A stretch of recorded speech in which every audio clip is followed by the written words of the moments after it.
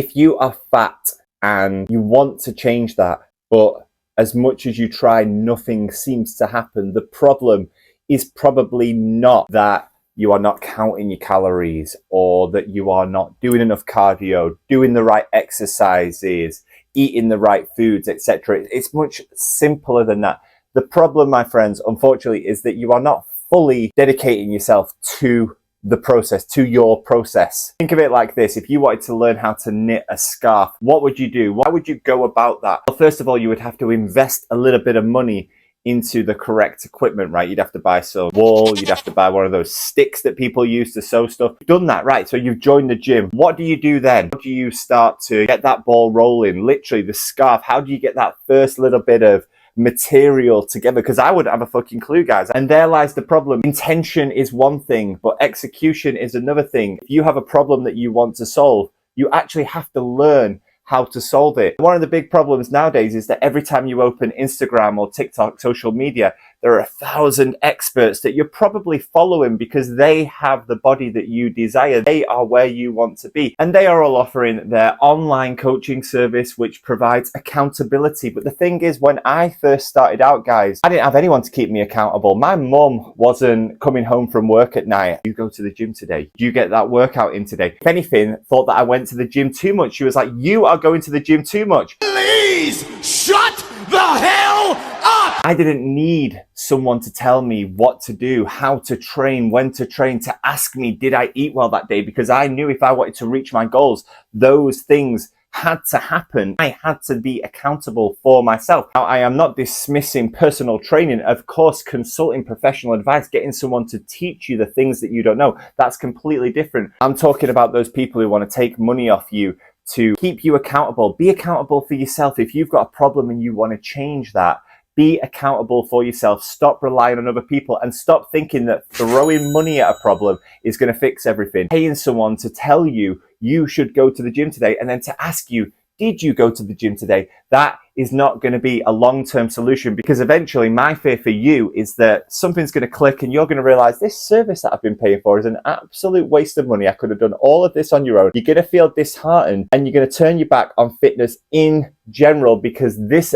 demon has been taking your money for nothing. If you want to consult professional health, that's great, but get them to actually teach you something, teach you how to exercise, good form, good posture, good nutrition, etc. Get them to teach you something specifically that you can put into an action plan. Also be aware that that doesn't fix everything. People have the idea that going to the gym alone is enough. It's everything you do outside of the gym that will determine how far you go in terms of your success. This is where so many people fall down, because it's great to dedicate 3 one-hour time slots every single week to the gym, to fitness, to improving yourself. But then you go and destroy that by doing all the things that have got you into that situation in the first place. What you need to do is dedicate yourself to the process by educating yourself about what in your current lifestyle is working for you, is benefiting you, and what isn't.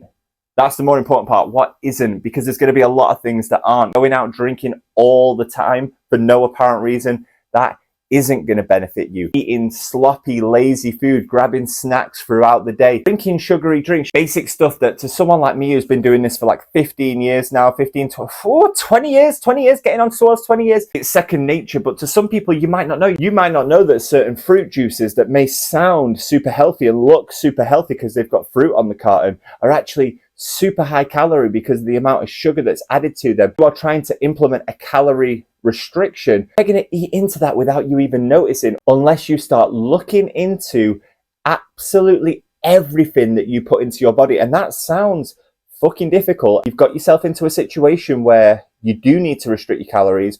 It's necessary. You've got no choice, guys. You can't just continue to eat or drink all of the things that you've been eating or drinking previously and expect something to be different. That's madness. That's madness. Shut up, old man!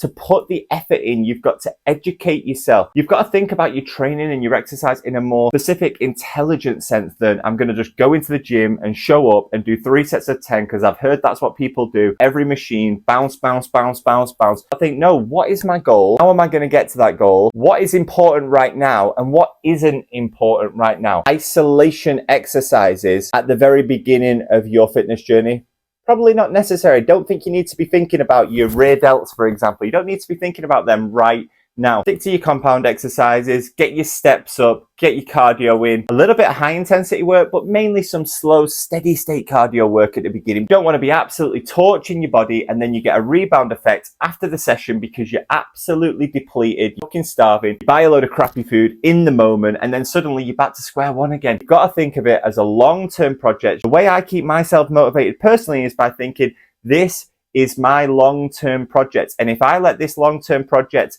get out of hand, I'm the one who's going to have to work harder to get back on top of it. If I stay on top of my long-term project, it's going to make my life easier because I'm going to feel better, I'm going to feel stronger, I'm going to feel lighter, I'm going to have more energy, I'm just going to feel healthier all round. Moral of the story today, geezers, if you are fat, it's okay, don't worry, you can change it, you can change it. Still plenty of time, still plenty of time. You have to make changes to change it. Think of the big picture, big changes, big results. Small changes at first, but you have to think of the bigger picture from the beginning. You have to be following a plan. You have to have short-term goals, medium-term goals, and obviously the long-term goal is the body of your dreams. But you know what? Get into the process. Once you start enjoying the process, that dream body that you focused on right now will become a little bit irrelevant, that eventually you're going to get there, but you're just going to enjoy feeling better, feeling stronger, feeling more healthy, enjoying your new lifestyle, enjoying the process, and you're going to feel all the better for it. If you've enjoyed this one, geezers, leave a glasses emoji down below to let me know that you love these glasses. Like the video, drop a comment for the algorithm. Don't leave a nasty comment. Such a small channel, I'm just going to delete it because I don't want it there stenching out the place. Subscribe to the channel, my friends. See you in the next one, guys. Bye-bye.